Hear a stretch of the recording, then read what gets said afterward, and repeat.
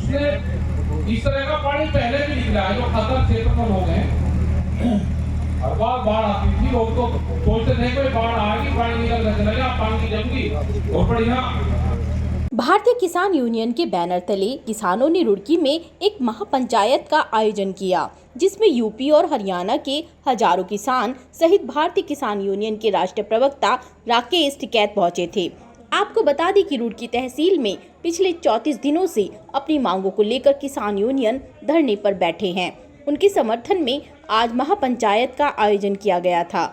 वहीं महापंचायत को संबोधित करते हुए राकेश टिकैत ने कहा कि पिछले दिनों हुई बारिश से किसानों को भारी नुकसान हुआ है, उसका पूरा मुआवजा किसानों को दिया जाए, साथ ही पूरे 1 साल का बिजली का बिल भी माफ किया जाए। वहीं हिमाचल और उत्तराखंड के पहाड़ी क्षेत्रों में स्पेशल पैकेज की भी मांग की है, क्योंकि पहाड़ी क्षेत्रों में बारिश से किसानों को भारी नुकसान हुआ है। साथ ही उन्होंने कहा कि किसानों के आंदोलन से चुनाव का कोई संबंध नहीं है, क्योंकि किसान किसी न किसी विचारधारा से जुड़ा होता है, लेकिन जब चुनाव हो तभी देखा जाएगा। फिलहाल अभी किसानों की समस्याओं का निस्तारण करना है। वहीं किसानों ने चेतावनी देते हुए कहा कि यदि किसानों की मांग पूरी नहीं होती है तो किसान जल्द ही देहरादून को कूच करेंगे। तो दिया जा बर्बाद फसलों का मुआवजा कि जो सरकार मुआवजा दे रही है वो कम है।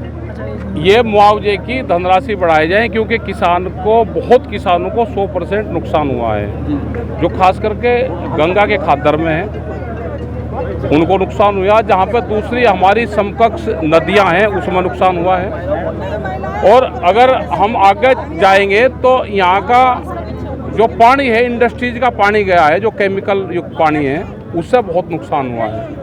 तो उसका 100% मुआवजा दे, जहाँ पे कुछ कम नुकसान हुआ है उसका कम दे दे।